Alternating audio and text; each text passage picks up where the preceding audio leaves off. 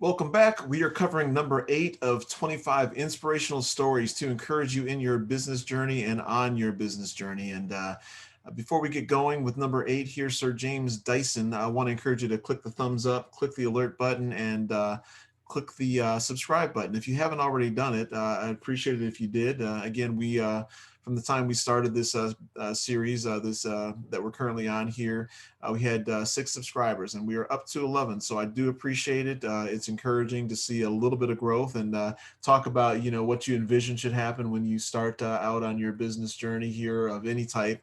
I happen to be currently working on some YouTube channels, free advice from your uncle, and then also small biz shout out, which you're watching right now. And again, in that first video, I talk about the valley of disappointment in terms of where you think things should be versus what actually happens. But again, during that being in that valley of disappointment, I'm seeing a little bit of progress, moving from 6 to 11, which again is better than having none. So like, same thing for you. I want to encourage you to keep going. The final chapter hasn't been written, and hopefully these stories are encouraging to you, because these are people who found great success and but also had struggle, right? So today we're covering Sir James Dyson, and Dyson was born in Cromer, Norfolk, England on May 2nd, 1947. Um, he was actually a competitive long distance runner, and is quoted to saying that he excelled at it because of his determination and not so much because of his physical prowess. He was also an art major, and again, if you think about the vacuum cleaner and the product that he is known for, he had actually an undergraduate and graduate degrees in art.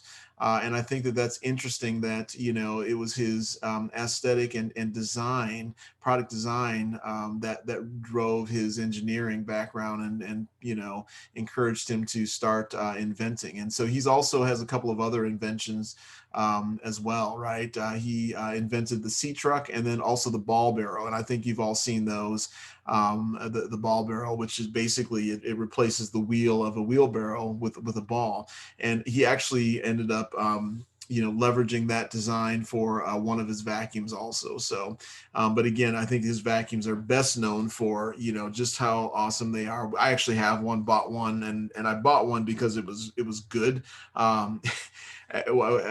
Actually, after I lost my technology company, back in the early 2000s, ended up having to work at Best Buy part-time just to put some milk and bread on the table to help, feed my wife and 2 kids at the time, have 4 now, but you do what you got to do. And during that time of straightening the store, they had a vacuum that was a Dyson, and I was impressed with it. So anyway, I digress there, and probably sharing more than you guys want to hear from that perspective. But anyway, he didn't have immediate success, right? His better vacuum cleaner, went through, and I spelled that wrong.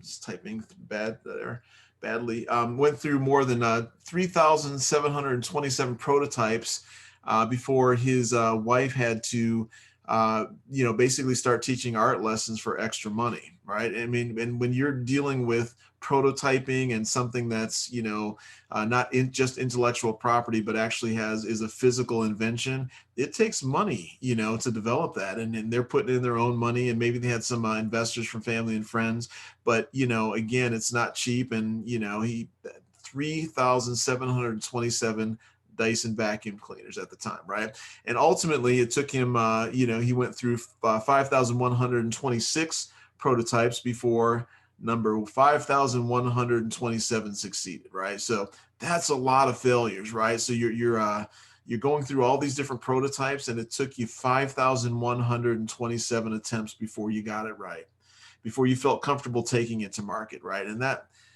so who am I to complain about my, less than 100 videos here and almost 100 videos on my other, free advice from your uncle channel, right? I mean, I'm just getting started, as a lot of you are. So I want to encourage you again not to get discouraged. Just think about that: 5,127 attempts, right, before you got it right. So he was actually 46 years old. And again, I talk about in these other videos about how a lot of these folks find success later on in their lives, right?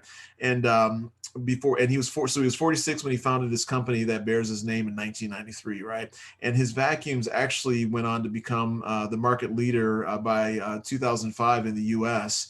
And he's said to be worth about 16.2 billion pounds, right? So that's not chump change by any means, and more than what I have and probably you have right now. But anyway, he donates a lot of his money to and fortune to local charities, and he was also knighted in 2015. So again, another interesting story, and I'm hoping that these are encouraging you to not give up, even if you failed, right? He failed 5,126 times. It's a failure, right? It wasn't perfect. He couldn't take it to market, 5,126 times before he finally got it right on the next one. So don't give up. The final story has not been, and chapter has not been written about you or myself. I'm in this with you guys, and want to encourage you. Love small businesses, love small business owners, and want you to keep pushing forward. So before I go, do me a favor, hit the subscribe button, hit the thumbs up, and hit the alert button so you're notified of future video releases. And you have an awesome day. Keep fighting the good fight, and we will talk to you at the next video.